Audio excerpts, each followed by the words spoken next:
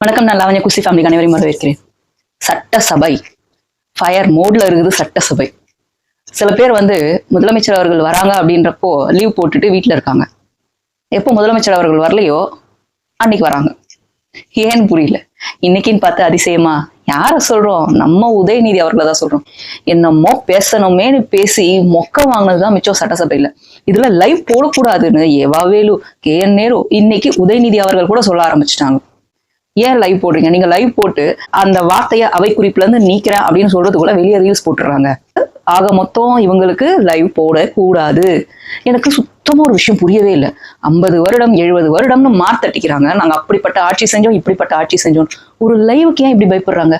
அத்தனை வருடங்கள் ஆட்சி செஞ்ச உங்களுக்கு இந்த சட்டசபையில எப்படி நடந்துக்கணும்ன்ற மரியாதை, மாண்பு, கட்டுப்பாடு, எந்த ஒரு பேசிக் மேனஸும் இல்லையா?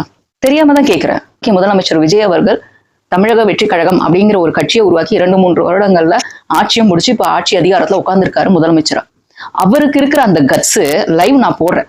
அவரு தான் யோசிக்கணும் லைவ் போடணும்னா. காரணம் என்ன அப்படின்னா, இங்க இருக்கிறவங்க எல்லாருமே புதியவர்கள். சட்டசபைக்குள்ள வந்தா லைவ் போட்டா யாராவது தெரியாம வார்த்தையை விட்டுட்டா மக்களுக்கு நடுவுல கட்சிக்கு கெட்ட பேர் வந்துடும். இதை யோசிக்க வேண்டியது யாரு? தமிழக முதலமைச்சர் விஜய் அவர்கள். ஆனா திமுக அலறிக்கிட்டே இருக்கு லைவ் வேண்டாம். ஏன்னா அவங்களுடைய ஒரு குட்டுக்களும் வெளியே வந்துடும். இதுல இப்ப 2-3 நாளா சபாநாயகர் ஒருத்தர் பேரை சொல்லிக்கிட்டே இருக்காரு திமுக சைட்ல இருந்து. ஆஸ்டின் அந்த மனுஷரை பார்த்தா அமுத்தூண்டு இருக்காரு. அங்க இருந்து கையை நீட்டி பேசுறாரு. இதுக்கு முன்னாடி ராஜ்மோகன் அவர்களும் சரி, இதுக்கு முன்னாடி CTR அவர்களும் சரி சொன்னாங்க, அந்த பக்கம் ஒரு ஃப்ரேமை வைங்க, இந்த பக்கம் ஒரு ஸ்கிரீனை காட்டுற மாதிரி அந்த பக்கம் ஒரு ஸ்கிரீனை காட்டுங்க. சபாநாயகரை மட்டும் காட்டிட்டு இருக்காங்க, இந்த பக்கம் அவை அமளியா இருக்குது திமுக சைட்ல இருந்து. அப்ப அவங்கள ஒரு ஸ்கிரீன்ல காட்டுங்க. தாவேகா சைட்ல இருந்து அமளியா இருக்கா, அவங்களே ஒரு ஸ்கிரீன்ல காட்டுங்க. மொத்தமா 2-3 ஸ்கிரீன் போட்டு காட்டுங்கன்னு பப்ளிக்ல சோசியல் மீடியால கேட்கிற மாதிரி இவங்களும் கேட்க ஆரம்பிச்சுட்டாங்க, ராஜ்மோகன் ஐயா அவர்களும் CTR அவர்களும். சோ மக்களுக்கு யாரு ரவுடித்தனம் பண்றாங்க சட்டசபைக்குள்ள அப்படிங்கிறது தெளிவா தெரிஞ்சிடும். மரியாதை குறைவா யார் பேசுறா, தேவையில்லாத வார்த்தைகளை யார் யூஸ் பண்றா, மக்களுக்காக யாரு நின்று பாயிண்ட் பண்ணி பேசுறாங்க, எந்தெந்த சட்டமன்ற உறுப்பினர் மக்களுக்காக பேசுறாங்க, எந்தெந்த சட்டமன்ற உறுப்பினர் சாப்பிட்றதுக்காக உட்காந்துட்டு டைம் பாஸ் பண்ணிட்டு பெஞ்சை தேய்ச்சிட்டு போறாங்க அப்படின்னு எல்லாமே வெட்ட வெளிச்சமாயிடும். ஏன்னா அந்தந்த சட்டமன்ற உறுப்பினர் சார்ந்த வார்டோ அந்த ஏரியாவை சார்ந்த மக்கள் கவனிச்சுட்டு இருக்காங்க. வந்தாங்களா, இவங்க நின்னாங்களா, இவங்க நமக்காக பேசினாங்களான்னு பார்த்துக்கிட்டே இருக்காங்க. இது அவங்களுக்கே தெரியும்ல. இவங்களுக்கு இல்லாத பயம், தமிழக வெற்றி கழகத்துக்கு இல்லாத பயம் ஏன் திமுக பயப்படுது?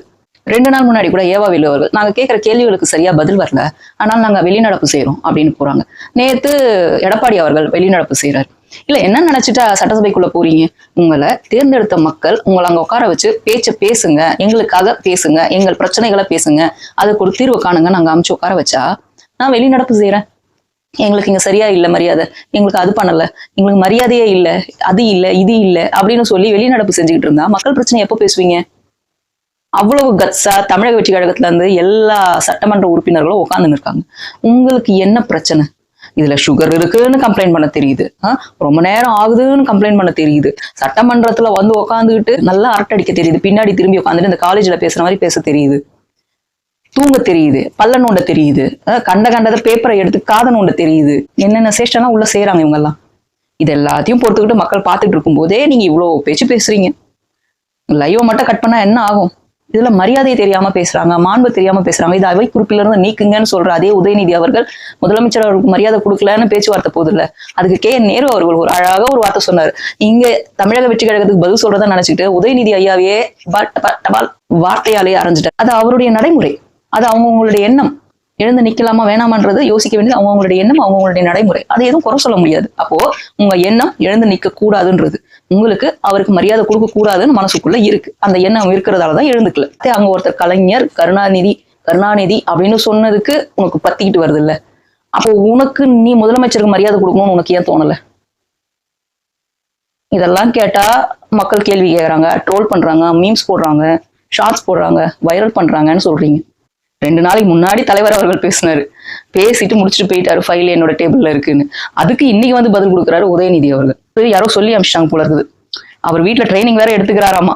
சட்டசபையில போனா எப்படி பேசணும், எப்படி கேள்வி கேட்கணும், எப்படி நாக் அவுட் பண்ற மாதிரி கேள்வி கேட்கணும்லாம் ட்ரைனிங் கொடுத்து அனுப்புறாங்களாமா.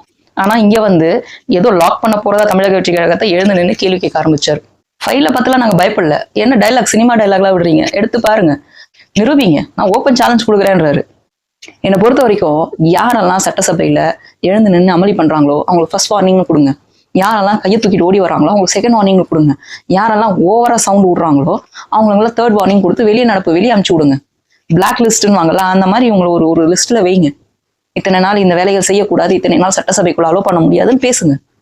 நிஜமா ரொம்ப நல்ல விஷயம். அந்த மாதிரி பண்ணாதான் உள்ள வரும்போது ஒரு கட்டுப்பாடோட மக்களுக்காக பேசணுன்ற பயம் வரும். அந்த பயம் இல்லை, சாதாரணமா போய் உட்காந்து வெக்கேஷன் போற மாதிரி போய் உட்காந்துட்டு வராங்க. இவங்க வந்து மாண்பை பத்தி பேசுறாங்க. நாங்க இவ்வளவு மரியாதையா மாண்பை பேசுறோம், அங்க இருக்கவங்களுக்கு மரியாதை தெரியல, மாண்பு தெரியல அப்படின்னு தமிழக வெற்றி கேள்வி கேட்கிற இந்த திமுக தான் சபாநாயகரையே மதிக்காம சபாநாயகரை இழுத்து போட்டு அந்த சேர்ல உட்கார்ந்தவங்க இவங்கெல்லாம். அதே சட்டசபைக்குள்ள ஜெயலலிதா அம்மாவை அசிங்கப்படுத்தினவங்க இதே திமுக காரங்க தான். அப்பெல்லாம் லைவ் ஓடல, அப்பெல்லாம் மக்களை பத்தி கவலை இல்லை, அப்பெல்லாம் கட்சியை பத்தி கவலை இல்லை. செய்யறதெல்லாம் செஞ்சுட்டு நீங்க தான் அப்படிப்பட்டவங்க, நாங்க என்ன செஞ்சாலும் கரெக்ட், நீங்க என்ன செஞ்சாலும் தப்புன்னு கேள்வி கேட்க கூடாது. முதல்வர் விஜய் அவர்கள் இதுக்கு முன்னாடி சொன்னதுதான், எதிர்கட்சின்றதுனால சும்மா எதிர்த்து கேள்வி கேட்கறது இல்லை. எதிர்கட்சி ப்ராப்பரா நியாயமா ஒரு விஷயத்தை என்கிட்ட எடுத்துட்டு வாங்க, அது கரெக்ட், ஆமா இது இப்படித்தான் கரெக்டா தான் இருக்கு, அவங்க கேட்கறது நியாயமான கேள்வின்னு தெரிஞ்சதுன்னா அதுக்கு நான் ஸ்டெப் எடுக்கிறேன்னு சொல்றாரு. அது அவருடைய மாண்பு. பண்ற எல்லாத்துக்கும் குறை சொல்லிட்டு உட்கார்றதுதான் உங்க மாண்பு. அடுத்த விஷயம், காருக்கு வந்து உதயநிதி அவர்கள் சொல்றாரு, எங்களுடைய 59 எம்எல்ஏக்களுக்கு நீங்க கார் கொடுக்க வேணாம் அப்படின்னு உதயநிதி அவர்கள் சொல்றாரு.